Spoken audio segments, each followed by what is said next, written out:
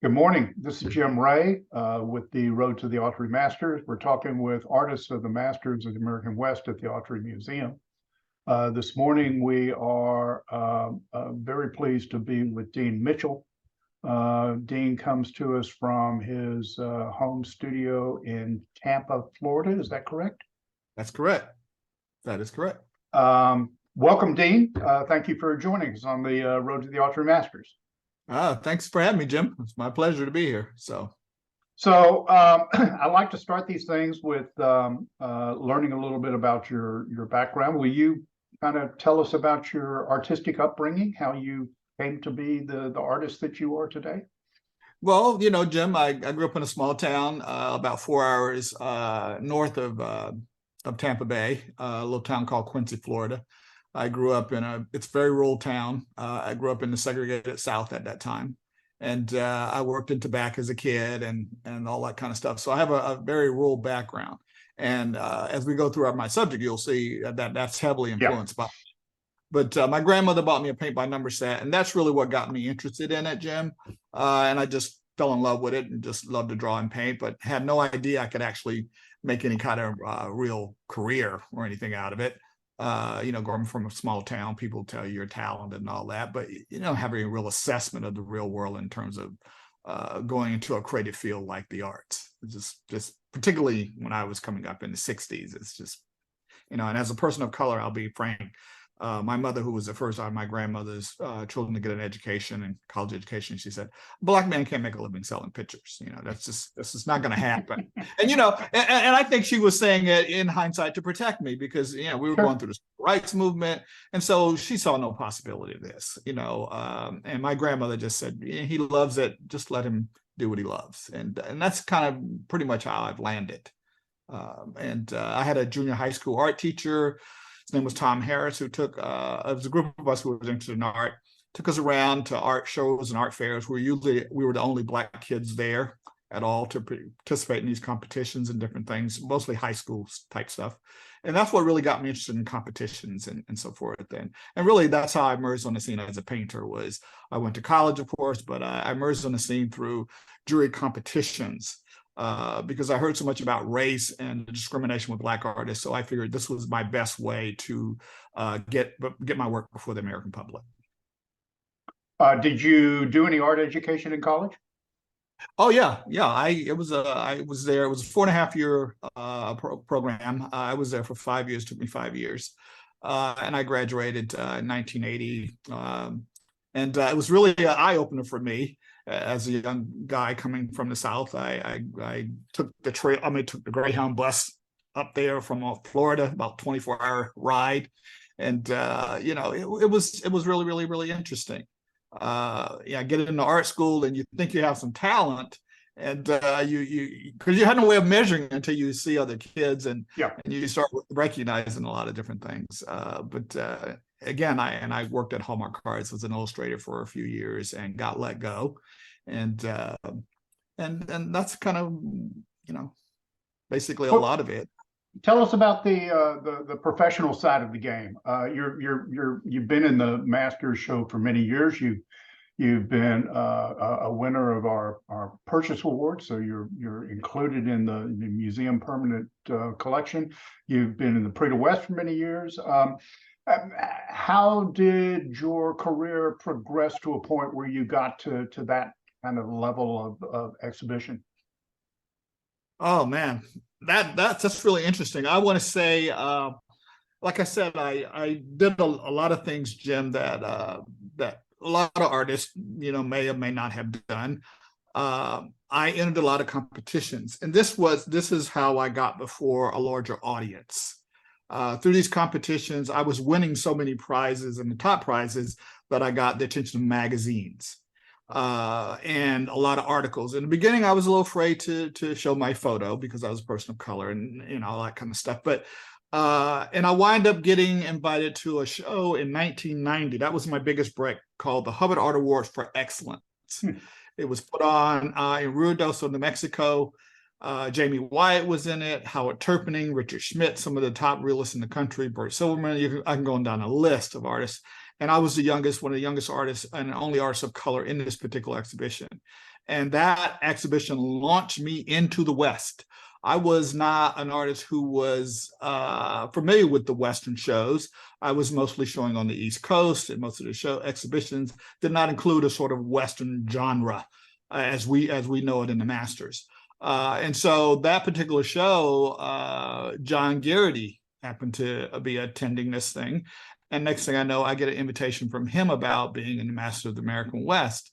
And as he explained it to me, I said, well, I'm not really a Western artist, you know, but he was just enthralled with me being in the show. And this is how I got on the playing field. But a lot of it had a lot to do with the Hubbard show.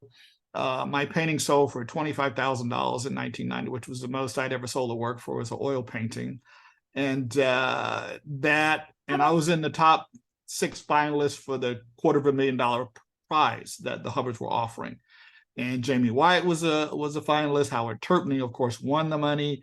William Ashef anyway, that just kind of propelled me in the public's eye more. And then the Greenwich Workshop came along. They did a small mini documentary type thing with Billy D. Williams that aired on PBS nationally, including Tom Blackshear as well. But that's really how I got on the playing field, was just somebody seeing my work and inviting me. Yeah. I recall many years ago, I was talking with John Garrity. We were going over all of the artists in the show, and we came to you, and he said, you know, I brought Dean into the show because people need to see the work that he's doing, and that was pretty meaningful. So you mentioned Hallmark. You mentioned Tom Blackshear. I just did a piece with Ezra Tucker the other day. All 3 of you guys worked together at Hallmark. What was that like? That is correct. When I got there, Tom Blackshear, of course, had left and was still in the Kansas City area working at an advertising agency called Cowboy and Richter, and was also apprentice under the famous illustrator Mark English. When I got there, Ezra was still there, along with a small group of other artists of color there. And I was the one who was kind of really interested in the fine art aspect of things. And they were not. They were interested in just being illustrated because they felt that was the best way to make a living, and the fine art world was just too fickle. And so this is how I met them. And we all became friends. And of course, our careers just kind of, went in different directions. And now it's really interesting. The illustration world has gone through a big change because of technology. And here they are, right in the field that I was always interested in. So it's been great to see their evolution, and to hear them and their challenges and being illustrators and what they had to go through to get where they were in their particular fields. And it's been rewarding to know these guys, and I'm really thrilled to be in shows, to see them in the exhibitions now. And it certainly, I can tell you right now, for a long time I was the only artist of color in these shows, and I didn't have any problem with it, Jim. It was a little uneasy for me a lot of times, but a couple of times I wasn't really a big seller, and I thought, man, my work didn't seem to be touching the collector base, and I thought maybe this just isn't my thing. Maybe I need to drop out of this. And I decided not a good idea. Being a person of color to be in something and dropping out, not a good thing. So I stayed the course, and now again, I'm just thrilled to have my friends that be a part of it, and the collectors are coming around and starting to support me. So, and I've had a large support base. My work is truly eclectic. If anybody has ever been at my website, it's a very, very eclectic, broad range of work. From still lifes to figures to even minimalism creeps into my work. There's all kinds of movements that I've been informed by through art history that's a part of my overture. And so that attracts a whole different collector base. My work in the Masters has been quite traditional still, particularly the watercolors, but even some of the acrylics are kind of moving into a more minimalist abstract form as opposed to a more allegorical form. Yeah, we'll get to that, and we'll get to that in a minute. I want to make a comment about a couple of things. First off, it is often applied to musicians, but it equally applies to artists and other creative types, and that is the notion of being a 20-year overnight success. Yeah, not hardly. Sometimes it takes the world a little bit of time to catch up with you, but we're glad that they have. The other comment I'll make is, Dennis Doheny, who's also in the show and a good friend of mine, was a commercial illustrator. He did everything in airbrush and was literally a photorealistic. You tell me what the Pantone color is, and I'll hit it on this. And did a lot of commercial advertising work, and you mentioned technology, was immediately put out of business when things like Photoshop came in, because illustrators moved over to digital illustration. And he'd be working with an art director, and the art director would say, well, we like it, but the tree needs to be a little bit that way, and he'd have to redo half of the painting, and the guys that are out there on Photoshop, and zip zap zap zap, there you go. Yep. That's very true. That's very true, Jim. I mean, that's exactly when he went over to fine art. So it's interesting that that phenomenon has been experienced by many commercial illustrators over the years. So let's talk about your work. You've got several pieces in the work this year. I want to start off. Ordinarily, I talk about these one at a time, but you've got two portraits that are distinctly different. You've got the cowboy and you've got the storyteller. You want to talk a little bit about those two, and I'll try to get them side by side so people can see what you're talking about. Yeah, okay. I could start with the storyteller. The storyteller, the reason I titled the storyteller is this model is from the barbershop that I attend here in the Tampa Bay area. And, in the barbershop, particularly in the African-American community, this is where you hear a lot of stories. And so the storyteller for me is who gets to tell the story. And so, as we know, some people have been omitted from history through storytelling. And when I was a kid growing up, watching a lot of Western movies, I saw no people of color. Mm-hmm. And as we all know, Blacks were definitely a part of the West. I mean, they certainly migrated from the Jim Crow South to the West, looking for freedom and all these kinds of things. And some of these stories are very heart-wrenching. And America sometimes is very, very reluctant to hearing some of the darker side of our history. And we're still grappling with those things, Jim. So by having a person of color and calling it the storyteller means that I am wanting to tell my own story through my own lens, not through someone else's lens, because a lot of times when people tell stories, they tend to romanticize them and make them easier to digest. And there's a lot of people, writers and different people, even in the indigenous community, they're now telling their own stories, and some of those stories are very heart-wrenching. So the storyteller is really basically symbolic about someone being able to tell their own story. Mm-hmm. Okay, about the cowboy. The cowboy is basically just, from what I know about the history of cowboys, 1 in 4 were cowboys. And the other thing, too, is that I know that from the Hubbard show, it's really, really interesting.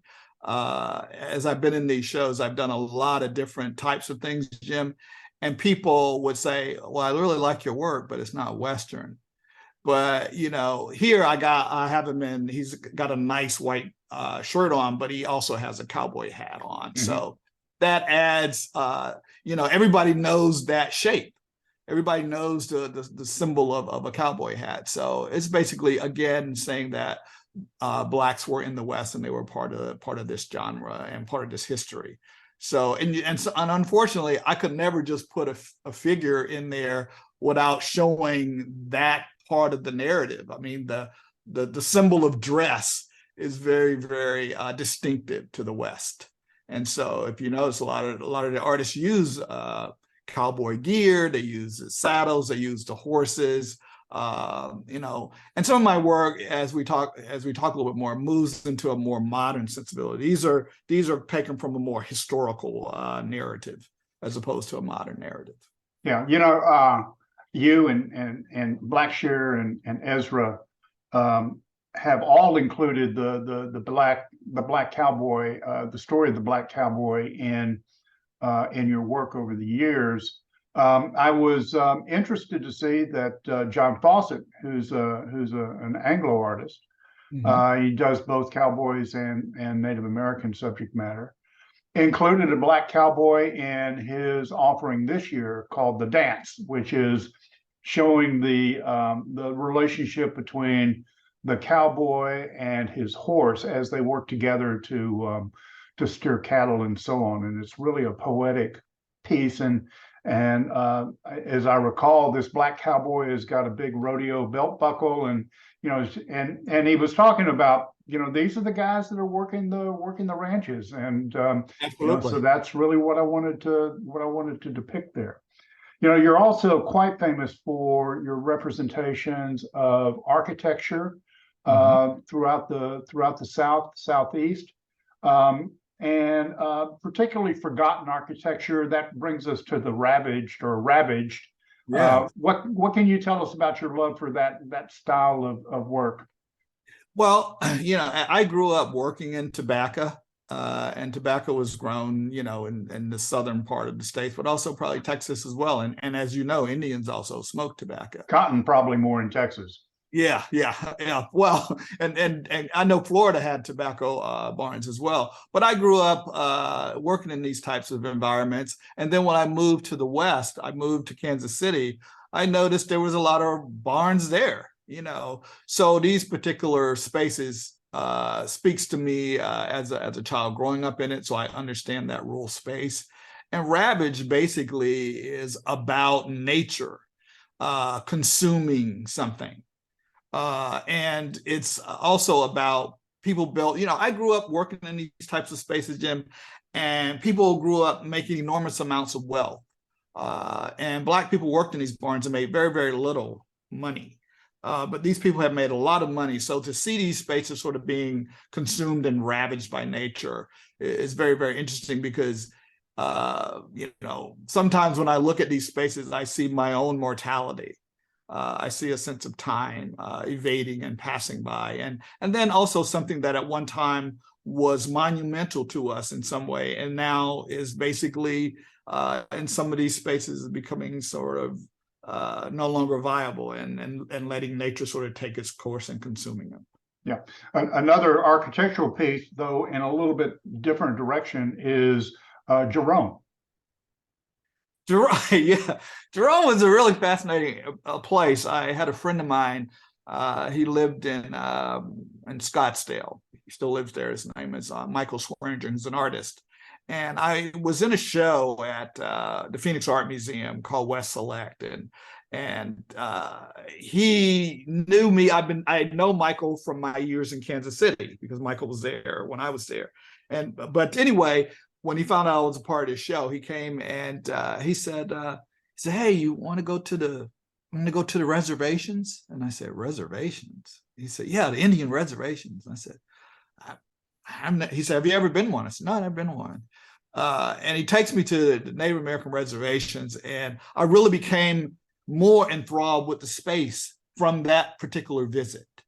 I was trying to figure out, when I was constantly being a part of these Western shows, and I kept going, God, I feel like a fish out of water. I need to find something that I really relate to sink my humanity, to see my own humanity in these spaces. I need to find something that really speaks to me. And when I went to Native American reservations, they just spoke to me. The poverty, how I grew up, the marginalization, all of that psychological space spoke to me. And Michael and I went on an excursion from Arizona to New Mexico to parts of Colorado.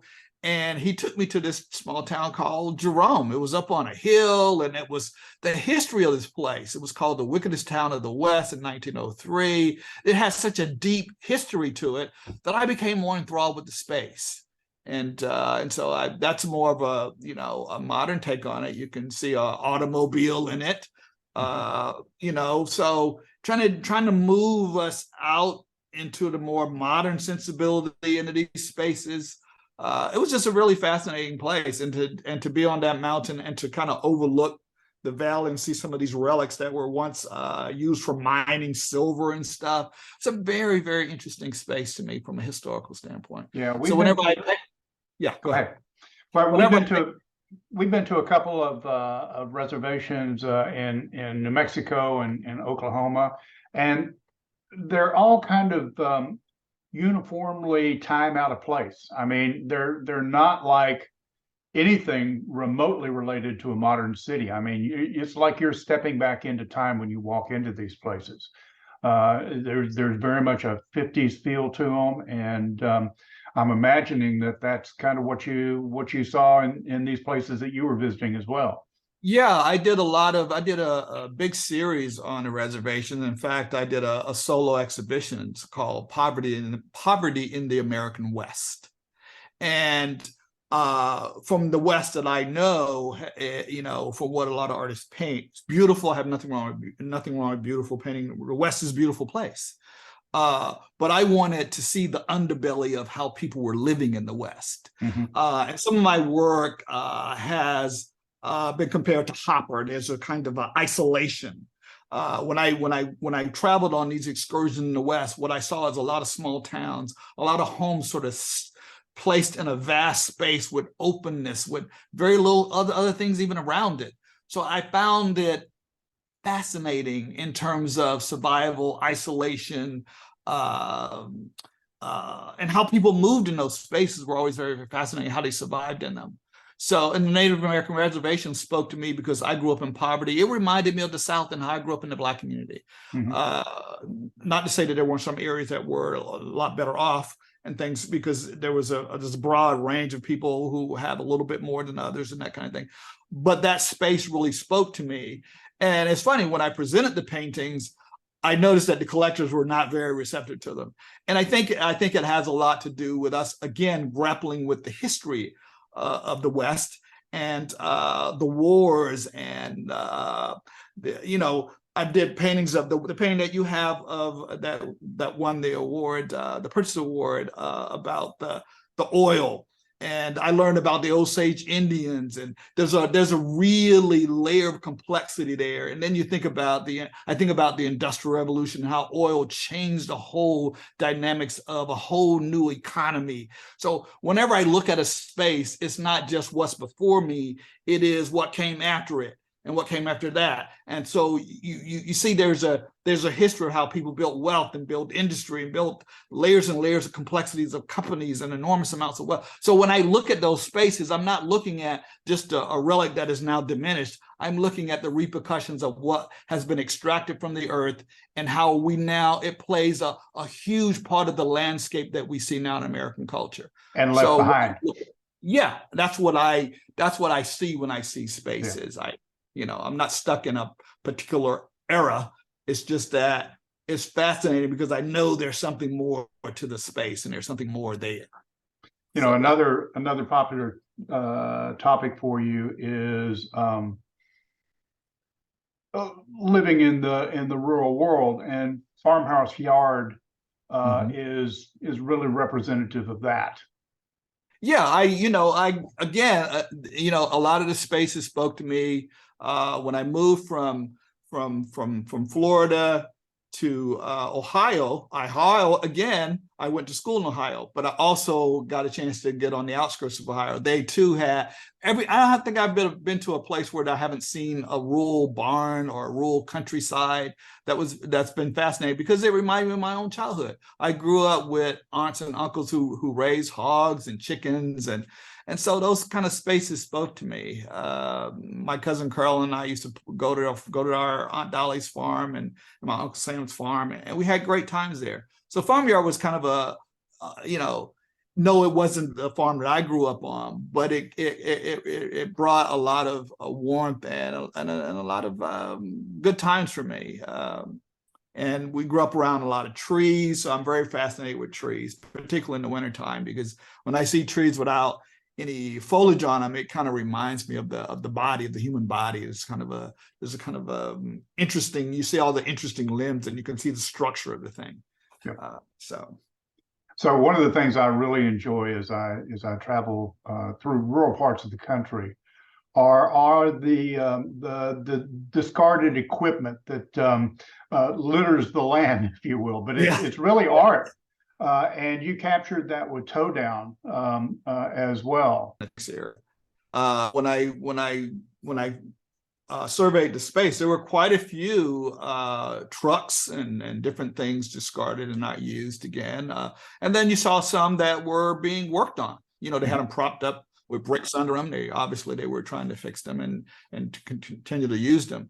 But I'm always enthralled with the modern land. That's a part of the modern landscape. We have become a throwaway society, and in some ways, you know, we try to recycle things in some ways. But at one time, that particular that truck was probably very functional. And it sits out in the dry desert in the heat, you know. That's really, I tried to really capture that temperature. I tried to capture the temperature of the space with the warmth of it. I hope I captured the heat, because when I was in the desert, I was really interested in that dry heat. Whenever I try to do a space, it's not about the beauty of it, but it is about the atmosphere and so forth. So I try to capture that with the colors as well. Well, share with us a little bit about what goes through your mind as you're considering a subject matter and considering putting that into your work. How's that process work for you? It's really intuitive. There's not a set way. I don't do a whole lot of thumbnails and color roughs and things like that. It's more intuitive, and it's funny. I start off sometimes.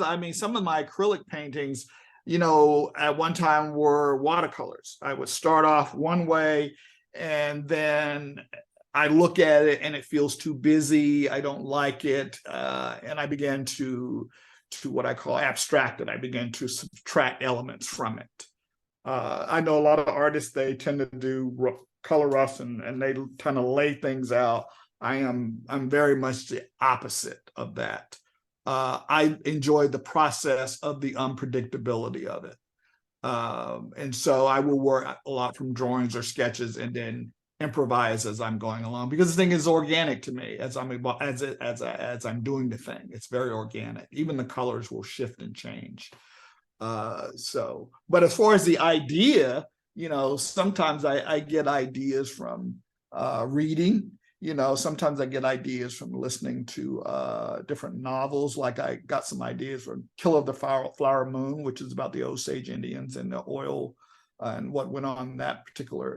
So I get ideas from reading a lot. I get ideas from watching the news, and I even get ideas now from my children when we're talking about different things. And I get ideas from us struggling as a human species.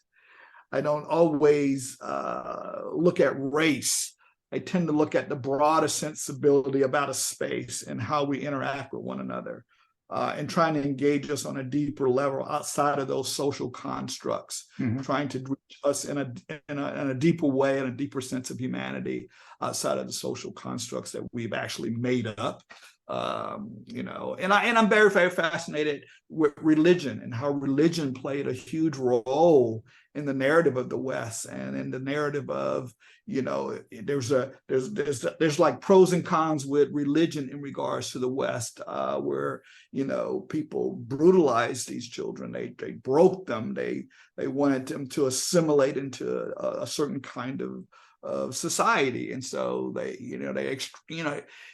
so I'm interested in those kinds of conversations, because I think those kinds of conversations, it's what's going to move us forward as a nation and heal us. I don't feel as a painter, by giving someone a nice pretty picture without some reasoning behind a space and how it's engaging me as a painter, is going to help us move forward. I am interested in moving us forward in a more deeper human way. And I think history and the spaces that I'm engaging in the modern world can hopefully will help us get there. So you've been doing this for a long time. You basically started out as a commercial illustrator and moved over into fine art, and now you're operating with, you know, some of the foremost artists in the country, if not the world. How has that process evolved for you? Well, the process for me, as far as illustration goes, I never wanted to be an illustrator. When I got in college, what I kept hearing over and over, my intent was always to be a painter, a fine artist, but I kept hearing over and over it was too difficult. And so I majored in illustration and minored in advertising. Mm-hmm. And I always painted. And when I got to work at Hallmark, I realized that I definitely hated it. You know, I realized that I did not have the temperament to do what people wanted me to do.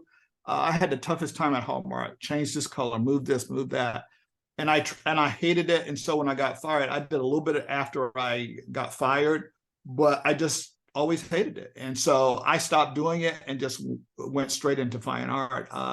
I've been doing fine art since I've been painting. I had my first gallery show when I was 19 years old. So I've always been into fine arts. But illustration was never something I loved, and I did a few things, but I have very little illustration work. In terms of the fine art part of it, has that process pretty well stayed the same over the years, or has it evolved in its own way? No, it's certainly evolved and changed. You know, there was times when I was so enamored with, when I first went to a museum, I was so enamored with the ability that people had to make something look real. I was totally consumed and enamored with that. Now I'm no longer that enamored with that. You know, I didn't like a lot of abstract work, you know, not objective work. I thought, oh, that's all the stuff just thrown everywhere. Now I have the deepest appreciation for it. I saw my own evolution change right before my eyes, and looking at different types of work and being continuously open to it. And if you look at my work, it's matured, and I suffered technically, but I think over the years, by working at it and repeatedly working at it, I never studied under a master artist. I learned how to really paint by reading a book, by trial and error. And even to this day, when I mix a color, I better mix enough of it, because sometimes if I mix a color and I don't mix it all, I'm going to have to paint the whole damn thing over again, because I can't master color. There are artists who have a certain form; they know exactly how to mix. I'm like the opposite of any of that. So I've evolved in different ways, and I've evolved by watching other artists and talking to them and seeing works of art. You know, it's certainly, it's still rewarding to me, because what I don't want to lose is the childlike innocence of the work. Like I said, I used to be obsessed with perfection. Now I'm no longer. I'm more intrigued with the imperfection of a work now, as opposed to the accuracy of something. It's the childlike quality and the feeling of the hand of the artist. Yeah, I can be fascinated with something photorealistic, but I want to feel the hand. I want to feel the struggle of the process of what you're doing. So I'm more into that part of it now, as opposed to the ultimate perfection. And if there is such a thing, I don't really know. But so I'm always evolving. And now I'm doing some things that have no imagery whatsoever in it. And it's not something that I'm choosing. It's just something that I'm being drawn more toward. And the work is becoming more and more minimalist, and more abstract, and more direct, and more, anyway, if that makes any sense. But. Well, great. So, Dean, thank you so much for spending some time with us and sharing information about your work and how you work. I hope that we get to see you in Los Angeles in February at the Masters. And thanks for joining us, my friend. My pleasure, Jim. Thanks for having me.